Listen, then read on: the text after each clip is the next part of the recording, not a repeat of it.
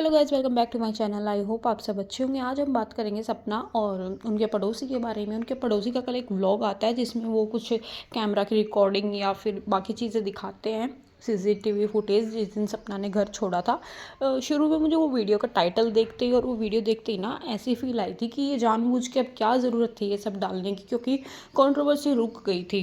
जब मैंने वीडियो आधी देखी तभी भी मैं यही सोच रही थी कि ये सब करने की ज़रूरत नहीं थी, क्योंकि अभी कंट्रोवर्सी रुक गई थी। अब ये वीडियो डालने के बाद वो भी सामने से या तो लाइव आ जाएगी या फिर कुछ ना कुछ वीडियो बनाएगी और ये लड़ाई दोबारा शुरू हो जाएगी। एक बार के लिए मुझे भी ऐसा लगा था। फिर जब मैंने वो वीडियो पूरी देखी तब मुझे समझ में आया कि पड़ोसी बोल रहा था कि कुछ रिएक्शन चैनल वाले हैं या फिर कुछ लोग हैं जो ये बातें बोलते हैं कि सपना को धक्के मार के घर से निकाला गया, और कुछ बोलते हैं कि उसके साथ बदसलूकी करी गई, या फिर पड़ोसी पहले तो आता नहीं था, ये कौन है। ऐसा सपना ने खुद भी अपने मुंह से बोला है कि ये पड़ोसी तो अभी आ गया, मैं तो पहले इसको जानती भी नहीं थी, ये कौन है। तो जब उसने ये क्लियर किया तो हाँ, मुझे लगा कि चलो ठीक है। बट सही बताऊँ ना, तो पड़ोसी को इन बाकी के रिएक्शन चैनल वालों का जवाब देने की नीड थी ही नहीं, क्योंकि वो कहीं ना कहीं अंधभक्त है, उनको गलतियाँ दिखती ही नहीं है।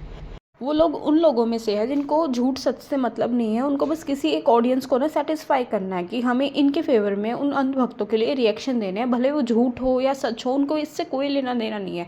सच सामने आने पे उन वीडियोस को जो एआई जनरेटेड बोल देते हैं, जो अपने कमेंट्स को झूठा करार दे देते हैं, आप उनको कितना भी साबित कर लो, उनको नहीं मानना है।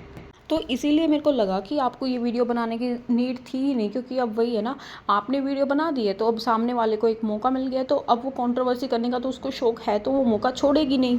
और अब जब सामने से कंट्रोवर्सी की वीडियोस आएंगी तो अंकल आंटी को दोबारा से वही मेंटल प्रेशर, अंशु को मेंटल प्रेशर, इवन इनकी ऑडियंस जो कि अब थक चुकी है शायद इनकी कंट्रोवर्सी देख देख के, उनको भी दोबारा यही सब मिलेगा और इल्ज़ाम ऑब्वियसली आप पे आने वाला है। अब ये मुझे लगता है, क्योंकि जो बाकी के रिएक्शन चैनल वाले हैं या फिर जो सपना खुद है, वो अब ये बोल देगी कि शुरू आपने किया है। हालांकि जो रिएक्शन चैनल वाले या जो हमारी न्याय की देवी है, वो ये जो स्टेटमेंट देते हैं कि सपना को धक्के मार के घर से बाहर निकाल दिया गया, उसमें कहीं ना सपना की भी गलती है। उसने भी बार बार अपने जो होता है ना कि सिचुएशंस के हिसाब से अपनी जो लाइन्स हैं उनको चेंज कराए। कभी वो बोलते हैं उसने घर खुद छोड़ा, फिर वो किसी व्लॉग में बोल देती है कि उसको धक्के मार के निकाला गया। तो उन लोगों को भी ना इन वजह से बहुत कन्फ्यूजन होता है। अब मैं ये नहीं कहती कि वो लोग अपनी जगह सही है या गलत है, बट जब एक क्रिएटर खुद से अपनी ऑडियंस को कंफ्यूज कर रहा है तो जो उसके सपोर्टर्स हैं वो भी कंफ्यूज होंगे। बट आपने जो ये रिकॉर्डिंग दिखाई उसमें मुझे ये बात ठीक लगी कि आपने बोला कि आपकी उनके भाई से अच्छे से बात हुई थी और उन्होंने कहा था, और उनको भी अंदाज़ा नहीं था कि चीज़ें इतनी बिगड़ जाएंगी, और दोनों को ना कहीं चीज़ें ठीक करनी थी, कि सब पॉजिटिविटी की सोच रहे थे कि आज ना कल सब ठीक हो जाएगा। पर वही है कि फिर लड़ाई इतनी बढ़ गई कि चीज़ें ठीक होने का नाम ही नहीं ले रही है, और चीज़ें अब इतनी बिगड़ गई है कि अब हो भी नहीं सकती है, क्योंकि वो छेड़छाड़ का आरोप, पिटाई का आरोप, इन सब के बाद तो ऑब्वियसली वो जा भी नहीं सकती और वहाँ, और उसको जाना चाहिए भी नहीं। तो ठीक है, मुझे वो बात भी ठीक लगी कि आपने बढ़ा चढ़ा के नहीं बताया। जो सच था, उसके भाइयों ने अगर पॉजिटिव चीज़ें बोली थी तो आपने वो बताई अपनी ऑडियंस को। लेकिन अंधभक्तों को या जो बाकी की ऑडियंस है उनको ये चीज़ें नहीं दिखेगी कि आपने पॉजिटिव भी बोला है और जो सच है वो चीज़ें बोली है। उनको बस ये दिखेगा कि आपने पोकिंग कर दिया और आपकी वजह से सामने से रिप्लाई आ रहे हैं और आपने इस लड़ाई में दोबारा से घी डाल दिया।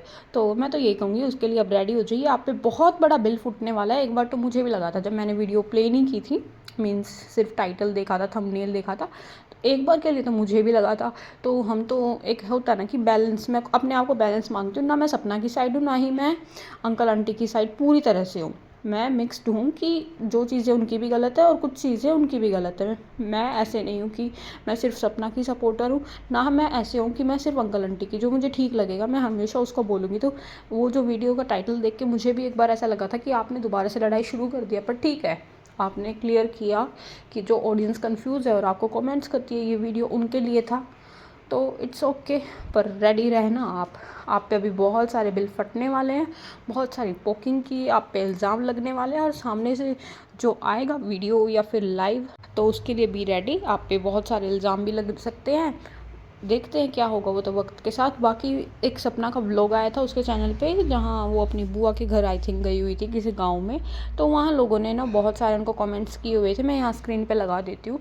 और कहीं ना कहीं ये कमेंट्स भी ठीक थे कि जैसा देश वैसा भेष वैसा होना चाहिए। कुछ लोगों ने बोला कि तुम वैसे तो नीतू बिष्ट को कॉपी करती हो बट उससे ही सीख लो। और हाँ, मैं इस बात से एग्री करती हूँ कि ठीक है, मॉडर्न कपड़े पहनना बहुत अच्छी बात होती है, कि पहनो, अपनी मर्ज़ी से रहना बहुत अच्छी बात होती है। सबको अपनी मर्ज़ी से रहना चाहिए। हो सकता है सपना को जो मॉडर्न ड्रेस है वो पहनने का शौक़ हो तो शौक़ पूरे करो। ऐसा नहीं है उसके जो पति है उनकी डेथ हो गई है तो वो नहीं पहन सकती। मैं इस बात के बिल्कुल ख़िलाफ़, उसको पहनने चाहिए। लेकिन एक टाइम भी होता है ना कि अगर वो किसी पार्टी में जा रही है तो पहने, चिल करे, या किसी अच्छी जगह घूमने जा रही है तो वहाँ पहने। पर गाँव में थोड़ा सा उसको सोचना चाहिए था। हाँ, जिसका एग्जाम्पल लोग दे रहे हैं कि ये नीतू बिष्ट को कॉपी करती है, तो जो नीतू है वो हमेशा जब गाँव वगैरह जाती है तो हमेशा साड़ी या फिर ट्रेडिशनल वियर पहनती है। हर एक चीज़ अपने वक्त पे ही तो ठीक लगती है और इसी को हम ड्रेसिंग सेंस कहते हैं। तो मुझे तो पर्सनली, अब हो सकता है कुछ लोगों की चॉइस यहाँ अलग हो, बट हाँ, मुझे पर्सनली ये ठीक नहीं लगा। उसको थोड़ा सा देखना चाहिए था। गाँव के टाइम में यार गाँव की चीज़ें ही ज़्यादा अच्छी लगती हैं और टाइम देख के पहनना चाहिए। इस बात से मैं लोगों की एग्री करती हूँ। हो सकता है कि आप लोगों की थिंकिंग मुझसे अलग हो, तो यहाँ आपके विचार मुझसे डेफिनेटली अलग हो सकते हैं।